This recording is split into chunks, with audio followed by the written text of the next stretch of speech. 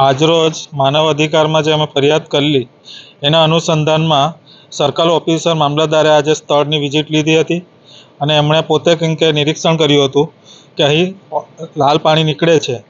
અમે છેલ્લા લાંબા સમયથી આ બાબતમાં લડત ચલાવી રહ્યા છે અને એ અમારી લડત જ્યાં સુધી લાલ પાણી બંધ ન થાય ત્યાં સુધી ચાલુ રહેશે.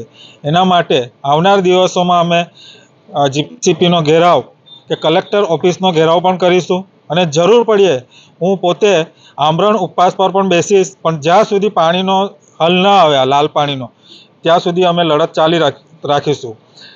બીજું કે લાલ પાણીનો જે ઇસ્યુ છે એ કદાચ કંઈક કે લોકોના હાથમાં ન હોય સરકારના, પણ એની સામે લોકો ઓપ્શનમાં બીજું પાણી આપવું જોઈએ, જે પાણી પણ એ લોકો નથી આપતા. છેલ્લે સરીગામ ઇન્ડસ્ટ્રીયલ એસોસિએશને પાણી ચાલુ કર્યું હતું બહારથી આપવાનું, પાણી પીવાનું અને વાપરવાનું.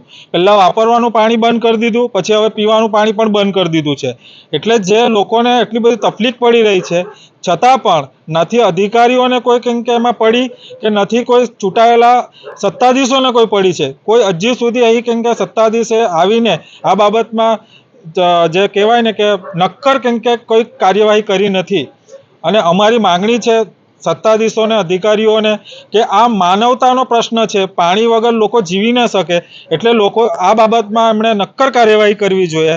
આમાં કંઈક કોઈ પક્ષ કે વિપક્ષ બી નથી આવતું, આમાં લોકોના પાણીનો પ્રશ્ન છે, એટલે બધાએ એક થઈને આ બાબતે લડત આપવી જોઈએ. અત્યારે આવેલા અધિકારીએ તમને જણાવ્યું છે પાણી કયા પ્રકારનું એમને દેખાયું? એમણે જણાવ્યું છે, એમણે જે લખ્યું છે, પંચનામું કર્યું છે, એની અંદર લખ્યું છે કે અહીં લાલ પાણી નીકળે છે અને દેખાય છે.